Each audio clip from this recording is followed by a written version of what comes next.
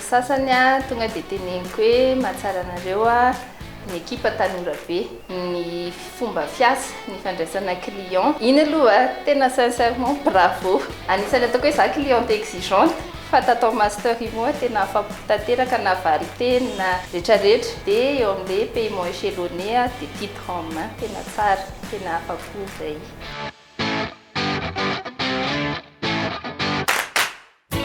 Oui,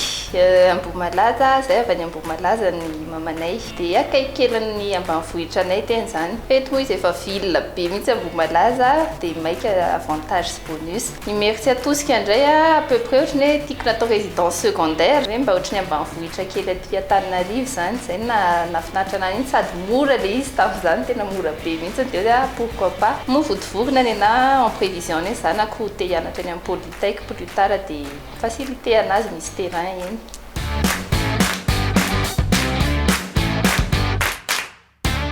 Sincèrement finaritra be déjà les titres voalohany angamba vao vita ny paiement intégral dia ohatran'ny 5 mois teo dia efa azoko raha tsy diso à peu près dia tena faly be tena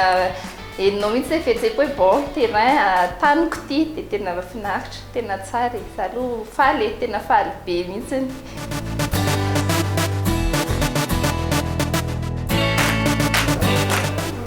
Malaza zao niany efa misy construction en cours fa eny tsina zany hoe tena mandroso be dia nazoto hoe eny atomboky construction fa na Mercier Tosika na Votovokina samy construction daholo ny eritreretina natao eny angamba.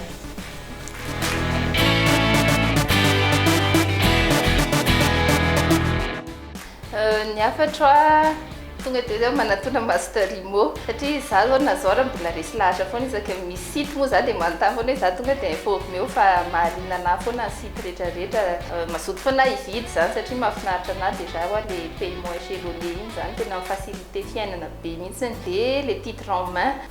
tsy mila miasa saina ianao ekipa tena ekipa jeune mahafinaritra taloha tena toraka voninkazo be aminareo amin'ny lafiny iny dia tena manosika aza misalasala fa atokisana master imo.